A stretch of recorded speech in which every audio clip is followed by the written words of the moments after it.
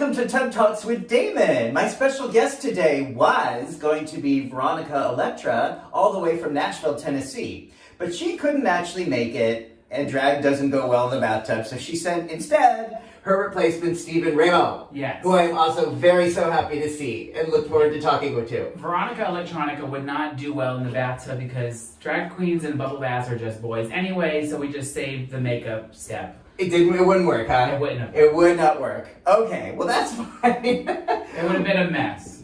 Well, I'm so happy to see you. Thank you for coming from Nashville to be here in Brooklyn to talk with me in the tub. I'm actually, just want to say, I am feeling so good today too, because as many people could see, I have I got another booster shot for COVID today. Inspiring me to go home and get mine. Yeah. And I wanted to say that because I have had friends and seen a lot of people online talk about like side effects and feeling.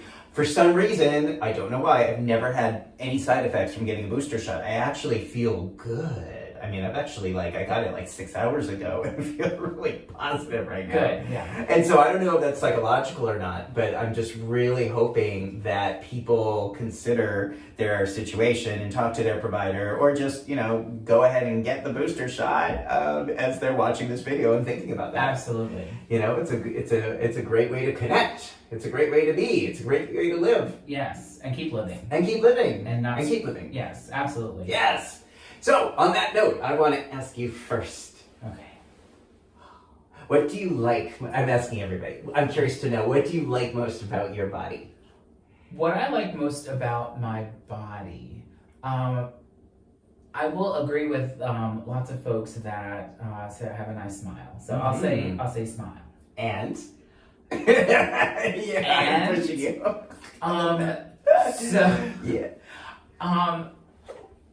I won't necessarily say that it's my favorite part of my body, but I was once inspired to write a show called The Perfect Penis. Oh, yeah. Because sometimes people will say, oh, that is the perfect penis. And I feel like body positivity is something that's missing a lot in the gay universe. And I feel like if we did a theatrical presentation called The Perfect Penis and kind of showcased what different perfect penises look like, I feel like that would be a good thing. But so we'll go with that as well. I love that. Yeah. And if you ever do that, please let me know. I'm on board with that. Front row. In the UK, there's this talk show called Naked and Dating. Have you seen it or heard of it? You can see some clips of it on YouTube, though most of them were removed. And it is a dating show. There's straight and gay couples where people look at each other's penises and decide, before you can even see the face. It's just like saying, if that's what you're going to judge people on, just be honest about it. Get it out of the way right now. And just like if that's really important to you, then select your date based on what their penis looks like, instead of saying it's because of their smile or their personality. Well, the show that I was talking about, the Perfect Penis, pee-pee show, it would be performed in the blind. So you would only see the actors from the shoulders down. Interesting. Yeah. Okay. Yeah. Okay. Let me know. It's in the pipeline. You have a lot of good ideas. It's in the pipeline, yeah. So much of the work you're doing and the contributions you're making to our world in Nashville, I think are really reflective of the innovations that are needed in HIV treatment and prevention. So I want to ask you a bit about what it is you're doing and how it is you're doing, how you're communicating with people and teaching people in Nashville. Well,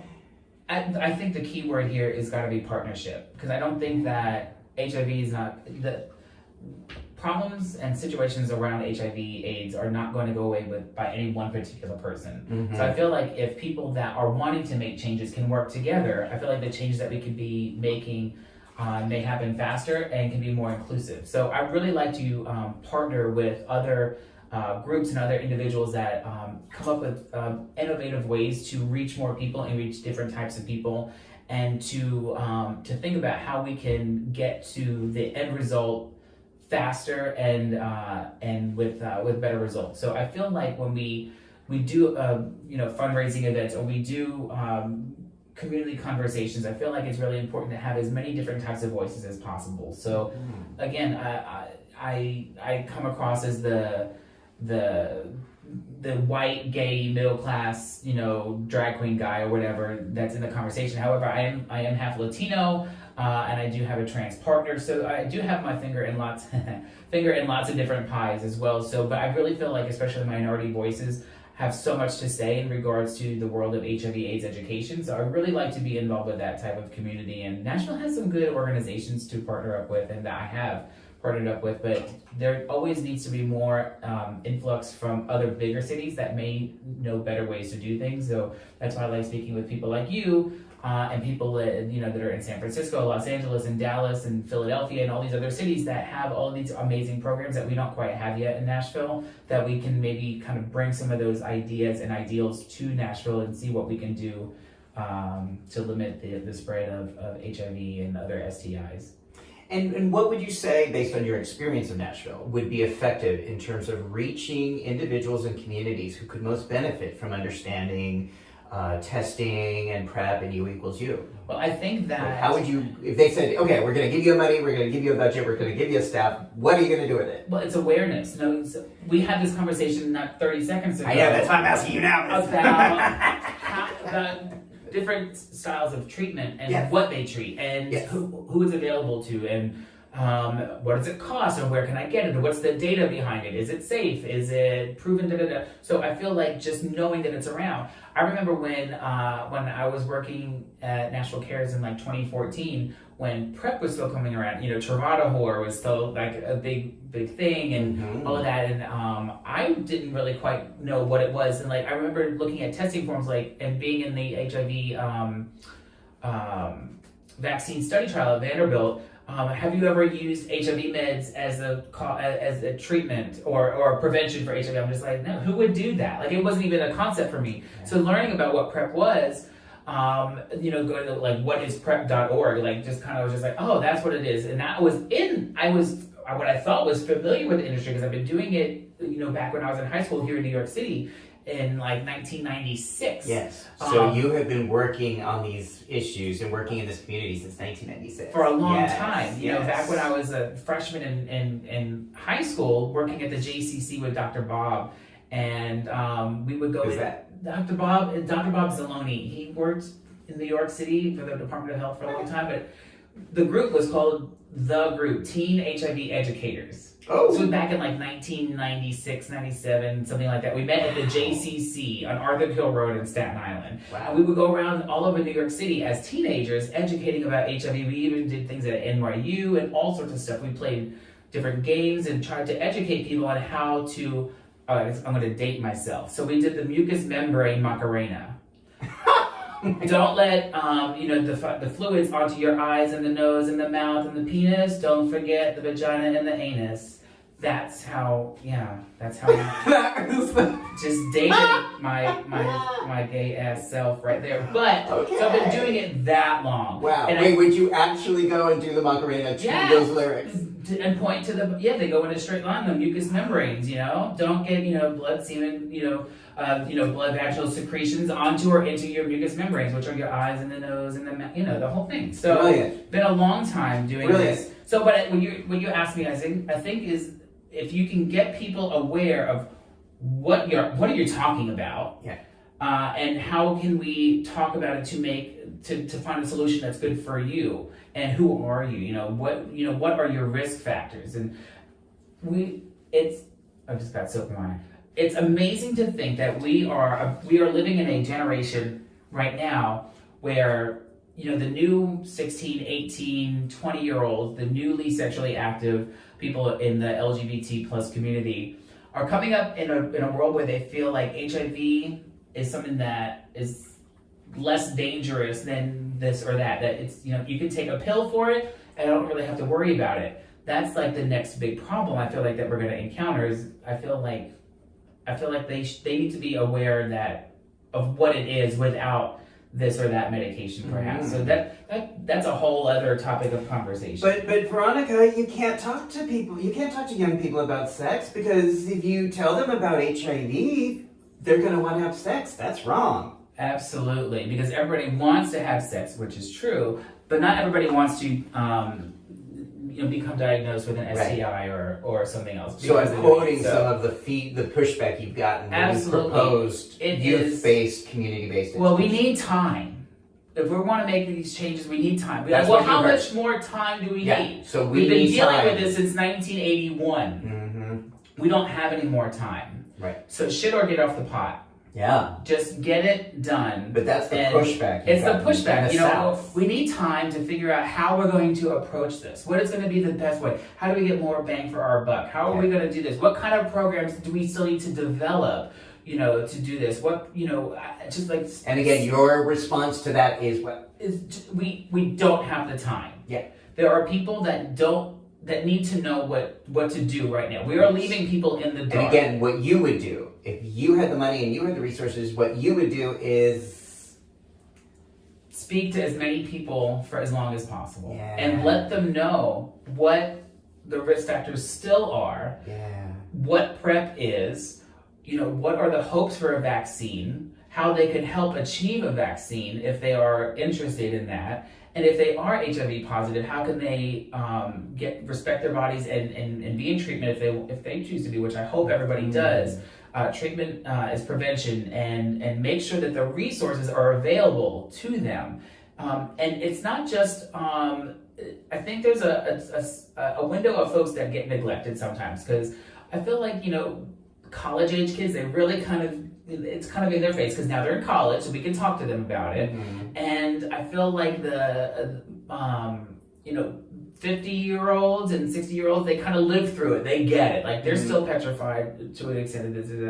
But I feel like some 30, 45-year-olds are kind of getting left in some dust here, because they're kind of intergenerational. So I know lots of 40-year-old, especially people that are living with HIV, that don't qualify for this program or don't feel like that they can benefit from this or that. So I feel like we're kind of missing out on a really great opportunity of folks that know very closely what the 80s did to the gay population, but didn't necessarily live through it, but heard about it from, a second away, and right before millennials. So I feel like there's and I'm in that group. I just turned 40 in July. Yay, 40. So I feel like there is a group of folks that are a sweet spot. I feel like could be a real big turning point, and we're about to be the generation that's going to be running the country in the next 10, 15 years, God forbid, hopefully sooner. But I feel like we're missing a little bit of a sweet spot where we can really use this part of our community and really kind of hone in on how we can best use them to talk with, especially the young people. And so if you were going to do this outreach, you would go to schools, you would go to clubs. Where would you go? How would you get this message? How would you engage the community? I mean, it has to be online first. Uh-huh. I mean, you have to be social media savvy. Mm-hmm. You want to go viral. You're not going to the club first. You're going online. So that's where a lot of the younger kids are learning whatever they learn. Well, we just spent a whole year in our house. Yeah. And people didn't go to the clubs for a year. Yeah. Where were they going? What was the HIV? I mean, this is a question you might be able to know. What was the HIV infection rate over the course of 2020? So compared to 2018. Yeah, we don't have those numbers yet. But my concern is, I think your concern is, when we get those numbers, they're going to be high. Or are they going to be lower because they weren't going out? Who knows? That's a paper in itself. We'll find out. What do you think? We'll find out. Comment down below. And that's a great question. We're going to know eventually. Numbers were coming down slowly but incrementally in the United States from the beginning of PrEP through 2019. So the 2019 numbers just came out. So we have from 2 years ago. My concern is that so they may look lower in 2020 because there wasn't testing going on. But testing doesn't mean that people weren't having sex, right? And that they weren't transmitting HIV, and so we're not going to have those numbers for. And also PrEP prescriptions, and a lot of people. Again, we don't anecdotally. A lot of people couldn't get their hands on PEP and PrEP. Yeah. So the whole it's going to be an interesting chapter in a bunch of different textbooks in 10 years when we read about what the hell happened in the United States, especially 2019, 2020, 2021, and how the coronavirus pandemic leaked into all sorts of other parts of culture and medical parts of our space, because it's so multifaceted. It's going to be people will be studying it for a long time, and hopefully they will get the next one better. They'll do it better. Yeah. And I think a lot of what we've gotten from COVID were lessons learned from the HIV crisis and the AIDS crisis. I think certainly the acceleration of vaccines and scientists actually communicating with each other, which is unusual historically, came out of. Did government react any better? For me, in my opinion, yes. In New York State. In New York State, yes. And post-Trump, in the Biden administration, I think, has reacted to COVID in a much, much faster, effective way. See, I live in a blue dot in a red state where the governor just decided to not extend the COVID state of emergency and has been going to court to not have mask mandates be legal in the whole state. But luckily, there are six or nine municipalities in Tennessee that have their own health departments that can do what they want to do. They don't have to go by what the governor says, and he can't do anything about it. So Nashville and Davidson County have been able to kind of govern themselves in regards to their own health and all of that. But that doesn't change what the state can do, and disease is no respecter of county lines. Right. So it's interesting when you look at the problems that we're having, whether it's COVID, whether it's HIV, whether it's hepatitis, whatever it might be, or homelessness, or domestic violence, or whatever it might be, education. Those things don't know boundaries. And it's interesting, so you can see how one county or one state, or granted one country, handles the same problem in a different way. And you can see how states like New York, for example, where there is, I legit spent the last week walking around Manhattan, and every other corner there's a little tent that you can get COVID tested. Beautiful. And they make sure that they know your immigration status does not matter. Your age does not matter. Your insurance does not matter. Well, that's community-based interventions, like we're saying. Yes. Like that would meeting the never community happen, even in Nashville, let alone in Tennessee. Wow. There's only 3 publicly funded testing sites in the whole city for 2 million people. Okay, so and they close at 2 p.m. That's fucking insane. Sorry, that just is. So you have been doing this work for 25 years, and you've seen highs and lows. You have been through so much. You have seen so much. How do you take care of yourself? How do you maintain your positive spirit and optimistic outlook in the middle of so much struggle? I listen to a lot of Dolly Parton. Yay! Love that. Well, speaking of Dolly, yes.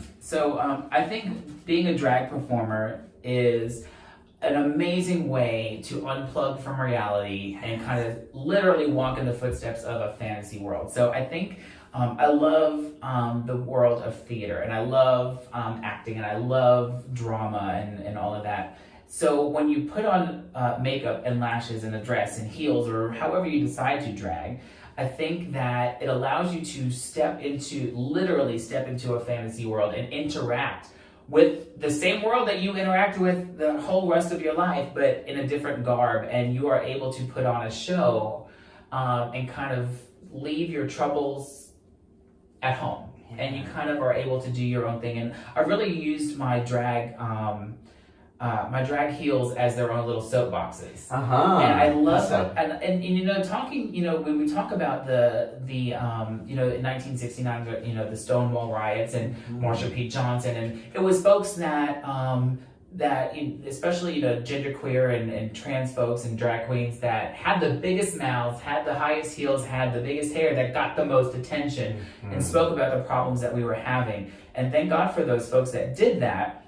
So I like to think that I'm carrying on a tradition where I can use drag as a soapbox to speak about LGBT homelessness is a big thing that I'm very passionate about, and HIV/AIDS education and treatment and prevention, as well as Black Lives Matter and trans rights, and even LGBT folks that are in the military and with VA benefits, and with my podcast, The Read, A Queen Drags the News, on the Gay BC that you can find online. Yes, we'll link right there. We'll link it right down below. So, but I've spoken with lots of other folks, and Congressman Jim Cooper, who is the representative from my district in Nashville, District 5, he's been very supportive, and he's been on my show a couple of times, and I like to have a pulse on what the United States Congress is doing in regards to LGBT awareness. And so you need to be dialed in, and I wouldn't have that ability, I don't think, as much if I wasn't a drag queen, if I was just some loudmouth gay guy.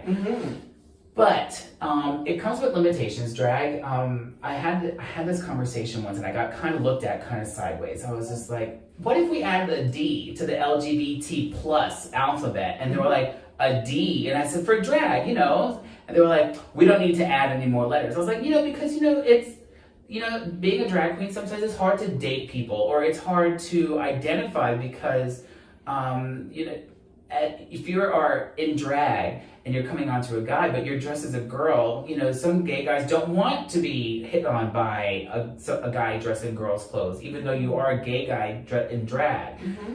So I was just like, let's have a conversation. Like, can we add a D? And they were like, no, we don't need any more letters. You want to add a color to the flag too? It was a real ugly conversation. But drag is so interesting, and you have RuPaul's Drag Race and Dragula and all of these other amazing things, which has brought drag from literally the back alleys of nightclubs all around the country, including in Nashville, to headlining Broadway shows and primetime television and Netflix and all of this stuff, and it's amazing. And I feel that so this summer I celebrate 20 years in heels. So. It's a long time, and I really want to take the opportunity this summer and all of next year kind of talking about what does 20 years in drag in the Bible Belt look like, and how does that even happen, and what do you talk about, and how do you use your stage time to talk about things like HIV/AIDS and LGBT youth homelessness and adult homelessness, and there's so many great things, and I think I'm so blessed to have done it in drag, and that's going to be a big part of what we talk about in my show. And one of the things that's been really top of my list lately is LGBT suicide. Mm-hmm. And it's a statistic that they don't track. It's very difficult to track because it's not on the form. You know what I mean? And how suicide is even recorded on a death certificate in certain places, or suicide attempts. So there's just a whole big thing. And I remember going to suicide awareness, day and week, and suicide survivors, meetings and all that.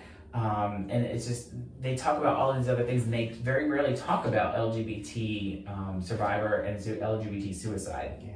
And I've lost several friends, even in the last 2 years, to suicide, and I think people don't talk about it. And I think that's a shame, because it is something that if we talked about more, I think we could do more to possibly help folks that are struggling with mental health and with depression and suicidal thoughts and tendencies and things like that. And also the community as a whole are survivors of suicide. I don't know an LGBT person that I can think of that has not been touched in some way, shape, or form by LGBT suicide. Mm-hmm. So it's just something that I feel like we really should be talking about more, even though it's not a pretty topic of conversation, but it's so real. And do you think Veronika makes those conversations easier to facilitate than Steven does? No, but she makes it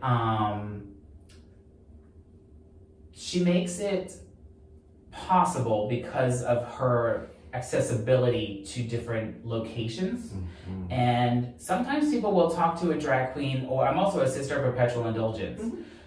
The white-faced nuns. And we wear the white faces because it's kind of like a mask, and people feel like they're talking to you without really talking to you. Like, if it's an open invitation. So I feel like drag and sisters have a unique opportunity because we are kind of in our garb. People are more inclined to come up and speak to you because they just feel like they can. Yeah. So I just if you are a drag performer, or you are wanting to be, or you just want to find a way to kind of connect with your community a little different way, it's just a unique way to do it. Wow. Okay. And for you, if you've been having a tough week, if you're feeling tired, if you're feeling grumpy, and then you put on Veronika. Grumpy? Oh, well, theoretically. How do you feel once Veronika takes over? But she doesn't have those things. Veronika doesn't have bills. She doesn't have a mortgage. She doesn't have any of that stuff. Mm-hmm. So it's a unique way to kind of just be like, I'm stressed out because I have this or this or that. Just you clock out. Like, all of that will be there when I come home and wash my makeup off. Okay. She has her own things. Like, she has like a show deadline, or she has a lineup to do, or she's got a costume to finish, or she's got this or that. But it's completely different. So Steve and Veronika don't share anything but a pulse. Wow. We don't share each other's clothes. We don't share each other's jewelry. We don't share each other's And Do you ever debates or arguments or of any kind? No, but her room is messy sometimes. So sometimes I'll walk into her dressing room and be like, Jesus, Veronika, you couldn't have picked up the titties. And be like, God damn it, Christina, you have to move the titties when you wash the floor. You know, things like that. So I think that, when you're in drag, you don't have to deal with a lot of other stuff, which is one of the reasons why I created the character in the first place. And when I created it, I just wanted to be on stage 24/7. And being in drag, you're always on stage. You know, as soon as you walk out, and you don't even have to walk out of your house now. You can be on stage at home in front of a green screen if you want to, or not even in front of a green screen if you want to be cheap about it. But you just you can escape reality super easy. Wow. And drag, and on Dragula they talk about, we're not here to judge your drag. Drag is art, and art is subjective. We're here to judge how you completed the challenge in drag. So, but drag is art, and it's subjective, and it can be used all sorts of different ways. But what I love most about drag is that every time I'm on stage, whether it's at a HIV conference or it's at a music event or if it's just at a show or whatever it is, I hope that I'm bringing humor and some positive energy to the space that I'm in. Yeah. And I do that as Steve as well, but I don't feel obligated when I'm in Steve mode to do that. I feel like when I'm in drag, that's one of the things I'm supposed to do. You know what I mean? Like, I feel like if you're going to be an entertainer, which if you're a drag queen, I feel like you're an entertainer. That's kind of sort of, you should be entertaining people. There's lots of different facets of that, but even queens that have like a bitter or a catty demeanor, they do it with humor, and they do it with some reference of grace, poise, and elegance, and but I feel like it's always going to be part of, like, did you leave feeling better than when you went in when you go to a drag show? And I've always really tried to emulate that in some way, shape, or form as much as I can in every show that I've ever done. Wow. And I've gotten that just from some really great entertainers that I've met over the last 20 years. It's going to be in my show. Great. Okay. I'm looking forward to seeing the show next summer. In the near future, the summer of 2022. Yes. Okay. That will be my 20th year. Okay. So and remind me to add a link, because once that's up, there will be a link. Thank you so much for talking with me. My last question is, what, if anything, gives you hope about the future? Oh, God. I forgot to ask you that first. What gives me hope about the future? I'm such a theater schmuck. The answer that came to my head first was to be like little Orphan Annie, would be like that tomorrow. Like, what gives me hope is that if you fucked it up today, you might get it right tomorrow. Perfect. That's just beautiful. That's just the only thing I can think about, and that somebody else might do it better. Okay. You do as good of a job as you can, but just in case you messed it up, some other schmuck behind you will be like, oh, they did it that way, they missed this, we're gonna take that and do it better. Like, we keep learning and progressing. Yeah. And just, like, young people learn from us and then do better than we were able to. We'll go with that. Okay. All right, we'll go with that. So the links to follow you are going to be right below here.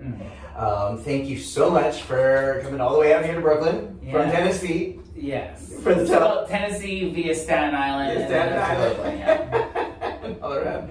But it's great to see you. Great catching up with you. Absolutely. Stay tuned. Watch if you like this. Subscribe below, and stay tuned for the next episode of Tub Talks with Damon. Have a great time. Get your booster. Yay. Booster shot.